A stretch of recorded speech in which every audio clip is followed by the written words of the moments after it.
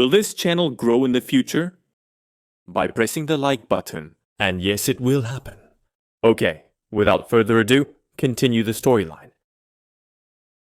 If that's a living person, maybe he's also after that violet light. Or maybe it's a trap. In the days Xu Qing had spent in this ruined city, he had come to deeply understand what happened when the god's aura infected living beings. It turned them into mutant beasts. They became incomparably vicious and profoundly strong. However, perhaps because this area hadn't fully transformed, most of the mutant beasts spent daylight hours sleeping. The only exception was if they were disturbed, such as when he went to get that jade slip. Normally speaking, as long as you were careful, you didn't have to worry about them. Truth be told, Xu Qing was leerer of living people than the mutant beasts. After all, sometimes people were a lot more treacherous than animals. After thinking about the matter for a bit longer, his eyes gradually turned even colder. It didn't matter if there was a living person there, and it didn't matter if it was a trap. He had to go back there. That said, he knew that if he planned to do so, he had to be completely prepared. With such thoughts on his mind, he looked at the bamboo slip in his hand. He had been training for days now using the slip, and it had done a lot more for him than improve his stamina and confidence. It had firmly fixed the cultivation technique into his mind, and also provided him with some general information about cultivation. Cultivation had a history that went back into ancient times, before the arrival of the broken face of the god. Although some things had changed since the old days, the system was mostly as it had always been. It was broken into key condensation, foundation establishment, gold core, and nascent soul. Whatever was after nascent soul, it was too advanced, and the bamboo slip didn't talk about it. However, the slip did explain how difficult cultivation was for cultivators. The god's aura tainted spirit power. To living beings, that taint was the same as a deadly poison. At some point in the past, people took to calling the god's aura mutation. Xu Qing wasn't sure about the details. He just knew that whenever he practiced cultivation, he felt very cold. And that was probably because his spirit power was infected with mutagen. When enough mutagen built up inside a cultivator's body, they would experience mutation. In some cases, they would explode in a cloud of blood. Other times, they would transform into mindless beasts. When the god's eyes opened to look at an area, the mutagen there would instantly become more concentrated. In turn, that would accelerate the mutations. Cultivation was inherently dangerous, but avoiding it wasn't possible. Xu Qing lived on the Doomsday World, which was infected by the aura of the god, a world in which the lifespan of humans had a limit, and disease was rampant. Living here was like living in the 9 Serenities. Few people here died peacefully in their sleep. Asen. Without any other options, cultivation became a path that most people had no choice but to follow. For countless years, people had passed down legacies and used them to develop cultivation techniques. The traditional method nowadays was to absorb spirit power and use cultivation techniques to isolate the mutagen in a specific part of one's body. That part of the body came to be called the mutation blotch. Because of that, the amount of mutagen a technique could isolate became an important standard in determining the hierarchy of techniques. The techniques that isolated high quantities of mutagen were controlled by powerful groups and clans. Such techniques were those organizations' biggest asset. Of course, a similar state of affairs would have existed whether the god came or not. Because of the differences in cultivation techniques and the different ways of isolating mutagen, the location of the mutation blotches could vary. Regardless, as long as one practiced cultivation, one had to deal with mutagen, and because of that, would gradually develop a mutation blotch. Mutation blotches could never be truly eliminated. Some medicinal pills could dissolve them, but that was only treating the symptom and not the root cause. That said, Xu Qing's bamboo slip did mention there was a way to completely cleanse a mutation blotch. On the Doomsday World, there were other locations besides South Phoenix. One of them was a massive continent called Revered Ancient. It was considered the mainland of the world. That was where humans originated, and though it was also infected by the aura of the god, they had apparently discovered a way to cleanse themselves of it. That said, whatever the method was, it couldn't be widely practiced. Only very important people could use it. For ordinary cultivators, it was just a dream. And as for the endless numbers of rogue cultivators, they didn't have a chance at all. Rogue cultivators had the lowest and weakest techniques of all, which made their practice of cultivation difficult and put them at high risk of mutation. Even despite those dangers, cultivators were still a common sight everywhere. That included Xu Qing. After all, he also counted as a rogue cultivator. With his bamboo slip, he was like all the other cultivators on the Doomsday World, walking a dangerous path of no return. They were like mortals who swam into a deep sea toward an unreachable shore on the other side. Most would run out of energy and die long before laying eyes on that legendary distant shore. Xu Qing, who had grown up in the slums outside the city, knew that all it took was one fight gone wrong, or one bout of sickness, and his life could be over. Wondering if I might mutate someday in the future is better than wondering if I'll live through tomorrow, he thought, rubbing absently at the wound on his chest as he looked up into the sky.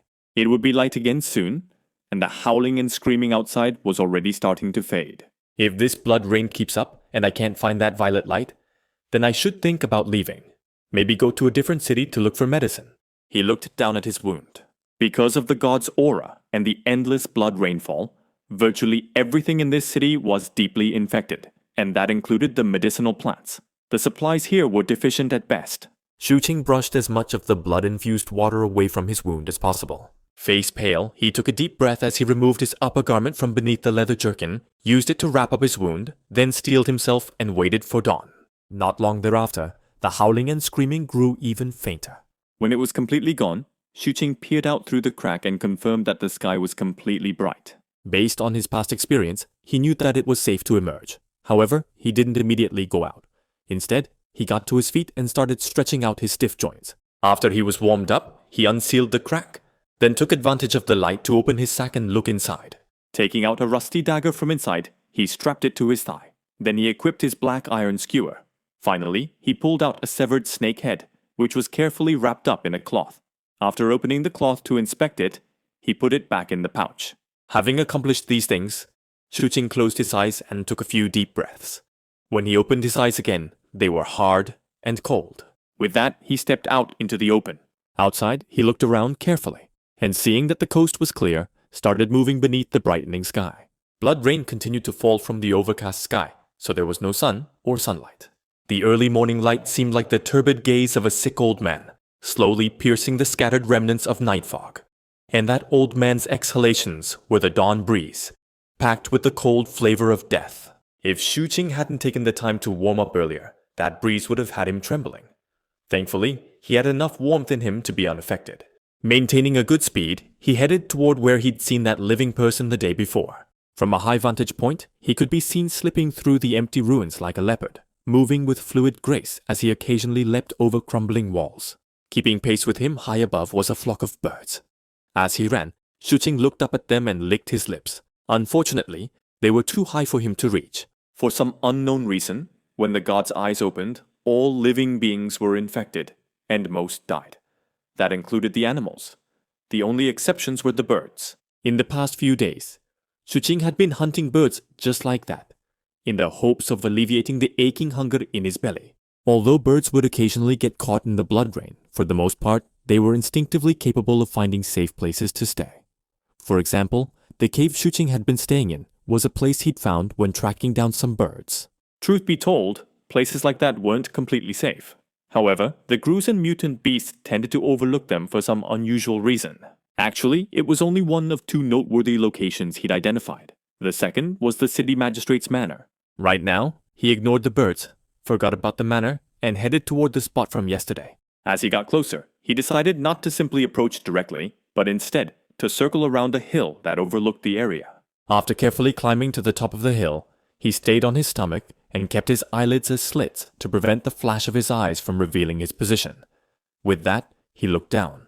Instantly, his pupils constricted as he yet again saw the person he'd seen yesterday. As before, he sat next to one of the crumbled walls, wearing fine clothing, his skin completely normal. Most importantly, everything about him, from his posture to his position, were exactly the same as Xu Qing remembered. It was as if he'd spent the whole night without moving an inch. That made no sense.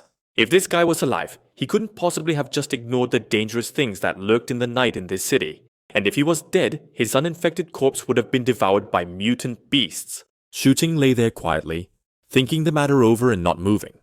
Having grown up in the slums, he had long since learned patience. Time slipped by slowly, but surely, as he simply remained in place observing the situation.